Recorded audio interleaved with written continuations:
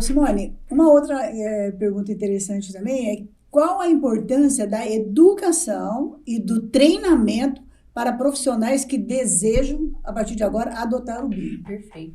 Então, vou puxar a sardinha para minha brasa aqui. É isso aí. Eu sou coordenadora do curso de Engenharia Civil lá da PUC Minas e tenho orgulho de falar que, dentro dessa possibilidade, o nosso curso trabalha com o BIM. Né? Então, para a formação dos novos engenheiros, a gente precisa ter o professor, o coordenador, o corpo docente engajado nisso. Com certeza. Porque é uma quebra de paradigmas. Com certeza. Não é que o CAD 2D não funciona. Funciona, mas a gente precisa evoluir para o que a gente tem hoje do BIM. Então, primeiro é a instituição e a coordenação verificar essa importância, essa necessidade e aplicar isso. Então, puxando a sardinha é o que a gente faz. Mas, para quem já é formado, né, eu consigo trabalhar com BIM sem fazer nenhum estudo? Consegue aos poucos, sim.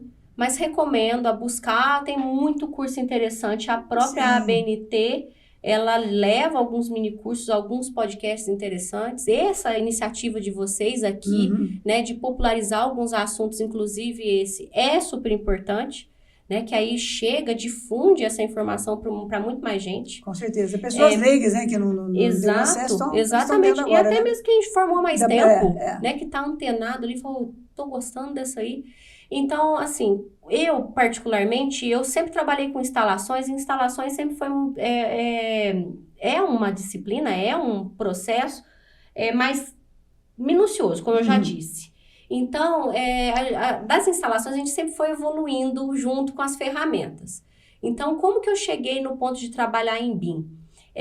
Com o avanço das ferramentas que eu uso ou utilizava. Então, eu utilizava uma ferramenta 2D, ela pulou para um 3D, aí eu fui falando, opa, mas não é só 3D. Porque na hora que eu clico aqui, eu tô vendo que é um joelho tigre, tem uma informação de marca.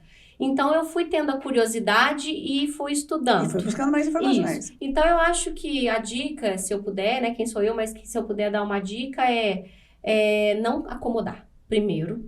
Né? Quem se acomoda fica para trás, você não tem dúvida disso. Tá sempre ali com uma interrogaçãozinha ali, um incômodozinho, por que é isso, por que é aquilo. Começa aos pouquinhos, não precisa comprar o software, né, revolucionário do mercado. Tem alguns softwares que são gratuitos. Busca esses, tenta trabalhar, tenta entender o fluxo, aplica no primeiro projeto que você tiver pequenininho, porque é difícil, você vai ver que vai quebrar um pouco a cabeça, demora para fazer, e aos pouquinhos vai evoluindo ali. Foi o que aconteceu com você? Foi, lá no escritório. Tudo tem um início, né? Tudo tem um início, que não é fácil. Como que você vê o futuro da BIM na indústria da construção e especificamente em projetos de instalações prediais? Certo, eu acho que não é mais futuro. Né? Eu entendo a pergunta. Já é presente, quase passado. Quase passado. Quase atropelando a gente, né? Não tem como falar de instalações sem falar de BIM. Não mais. Não existe mais isométrico unifilar de ver só uma linhazinha e imaginar que aquilo é um tubo. Tem que ser parametrizado. Ainda mais hoje em dia, com tantas empresas que a gente tem dessa área da instalação, né, instalação hidráulica, eu tenho N empresas que fazem tubo, conexões, ferramentas diferentes para a gente aplicar dentro da nossa edificação, que não dá mais para falar não trabalhar mais com BIM. Não tem como. Mas se a gente for pensar assim daqui para frente, né? Como eu trabalho também com a parte elétrica, o que eu consigo vislumbrar é que a gente vai ter muito mais o que a gente fala IoT, que é a internet das coisas, que é aquela casa inteligente. Instalações que a gente consegue programar o que eu quero fazer. Por exemplo, eu quero chegar na minha casa, a banheira já vai estar quentinha, vai ter uma musiquinha tocando ao fundo, eu vou ter uma cafeteira fazendo o meu café. Sim. Isso já é um pouco realidade. Já tem, a gente conhece alguns lugares em São Paulo que o pessoal já tem. Só que num altíssimo padrão. Sim. Eu vislumbro isso já muito popular no futuro. Então, se vai ser popular, a gente vai ter que projetar. Com certeza. Né? Vai chegar lá no escritório, não é mais aquele super alto padrão, vai estar no dia a dia nosso. Então, para sair um pouquinho da zona de conforto, se é que a gente está nela, Eu vislumbro, eu acho que esse caminho, né, das instalações elétricas inteligentes, junto com a instalação hidráulica, Sim. né, automatizada, com uma válvula inteligente, um consumo de água inteligente, racional, reuso de água racional. É isso que eu vejo como futuro nosso. E claro que modelado em BIM não tem como ser outro jeito. Para a gente ir caminhando aí para a nossa finalização desse bate-papo gostoso, eu queria falar para vocês aí de novo, nós estamos conversando com a engenheira Simone Siqueira dos Reis. Ela é engenheira civil pela PUC Minas, mestre em engenharia ambiental pela Unifal e especialista em BIM e projetos paramétricos pela PUC Minas. Nós estamos fazendo aí o podcast Podenge, que é da ACEA, que tem a realização da ACEA e colaboração do CREA Minas.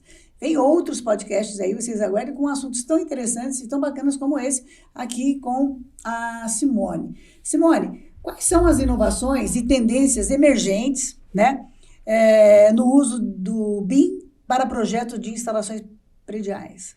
Olha, o que eu observei nesse último mês, né? Fora a automatização das casas, a parte de inteligência, né? A gente tem, hoje em dia, as instalações hidráulicas inteligentes. Então, essa semana chegou lá para fazer a instalação de um vaso sanitário. Aí eu fui pesquisar o preço do vaso, mais de R$1.000 o vaso sanitário. E o que eu achei interessante, né? A gente consegue programar ele no sentido da vazão que eu quero que saia, a temperatura que eu quero que saia a água, porque ele é um vaso sanitário com ducha, por exemplo.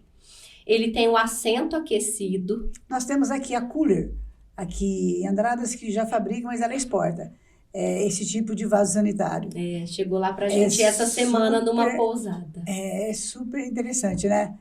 39 bacias sanitárias dessas para a gente instalar. Aí qual que foi o desafio da vez, né? Levantar um manual dessa bacia sanitária, Sim, qual que era a vazão, qual que era a necessidade de potência, o que eu precisava ter de conexão Wi-Fi, se eu precisava ter um roteador perto.